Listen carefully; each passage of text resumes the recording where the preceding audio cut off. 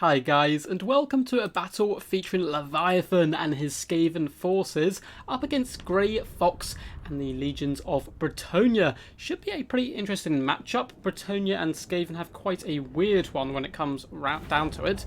Skaven have a lot of decent anti-large troops, but at the same time swarming with cavalry and peasants can be a good way to break the backbone and get into that kind of squishy centre of most Skaven builds.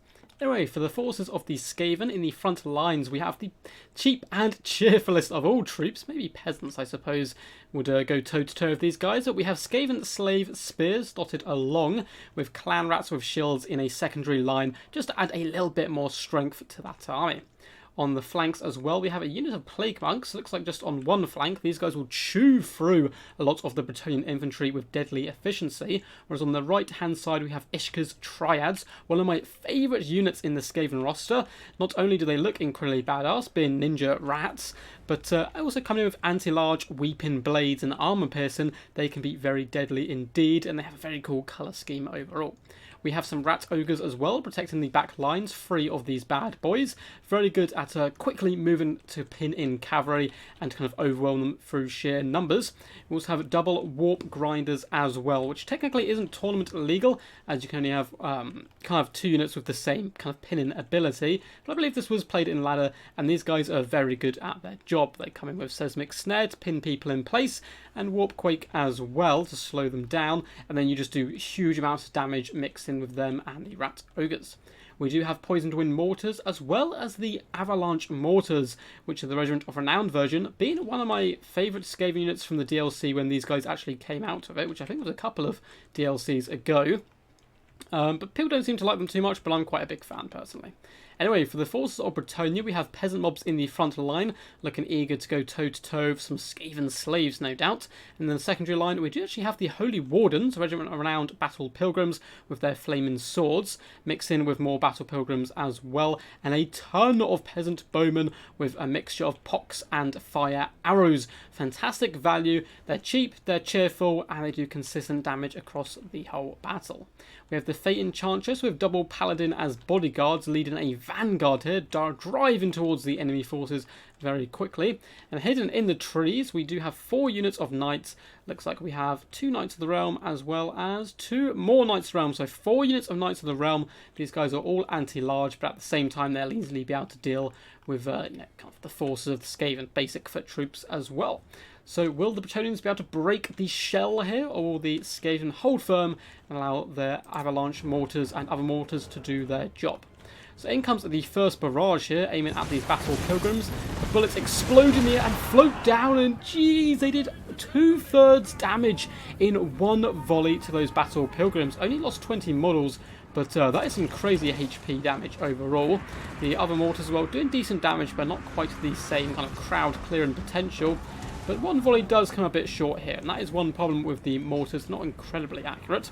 Looks like Paladin's got a little bit over-eager, trying to push in around this flank, not realising that the Ishka Triads were here. Of course, these guys do have Stalk. Pinning them in place and popping over with Warp Grinders and Rat Ogres is going to be some fantastic value.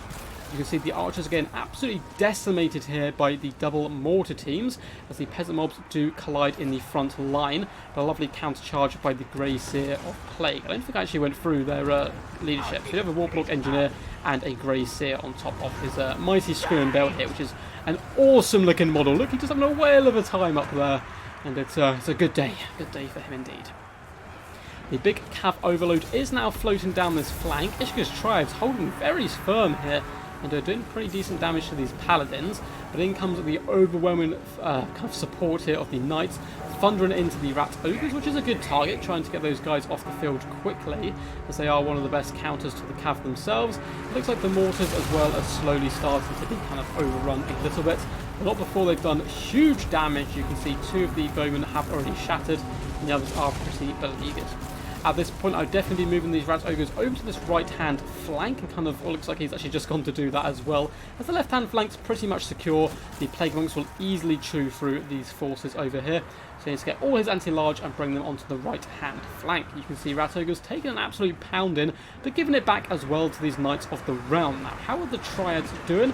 They're still going pretty strong, and they're a really key unit here. Lowering the armour of the enemies they hit is massive. allows the rest of their troops to do some pretty decent damage. We also have some storm vermin here as well, who have managed to pop in, doing some pretty decent damage. Of course, they are just a summon here.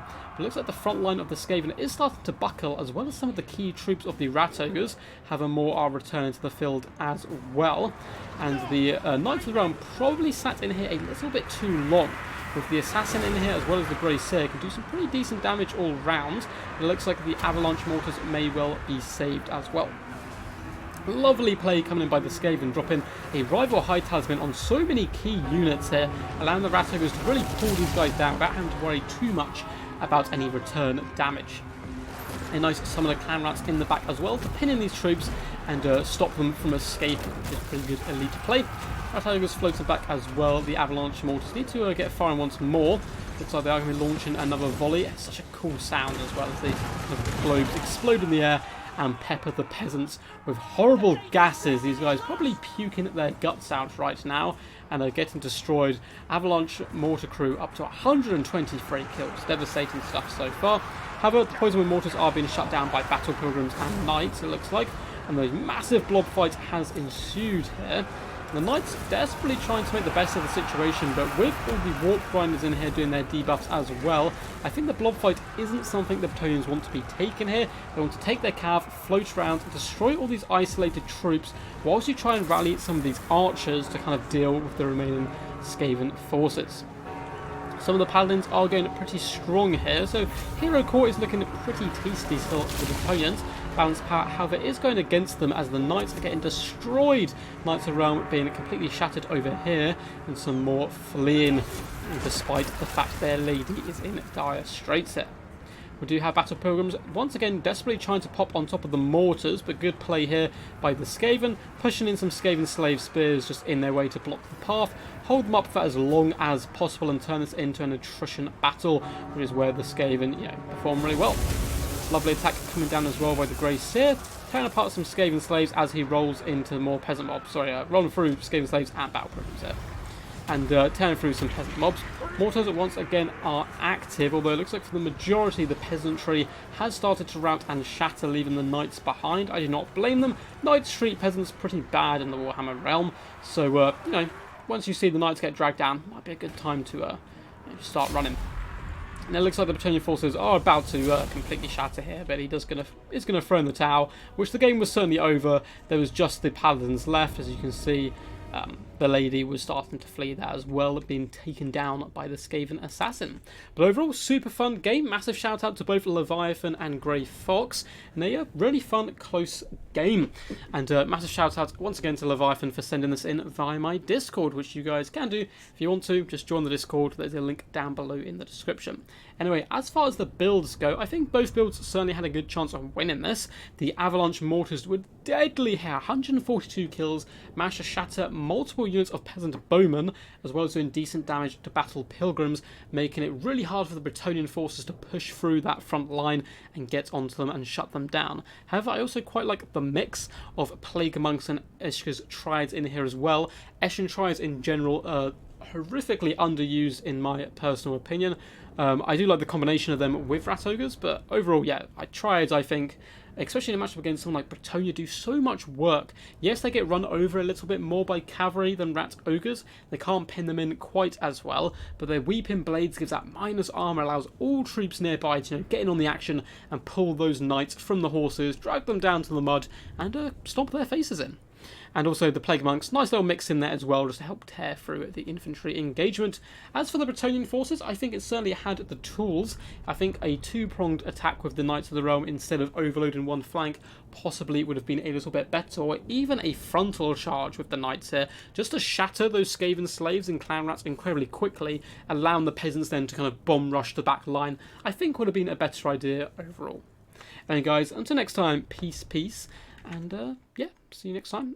And once again, I don't think I mentioned it, if you do want to see more content like this, feel free to subscribe to the channel, give the video a thumbs up and comment. I do read through all the comments, it takes me a little while to reply sometimes, but I do try to stay on top of them. But anyway guys, until next time, peace, and as always, stay awesome.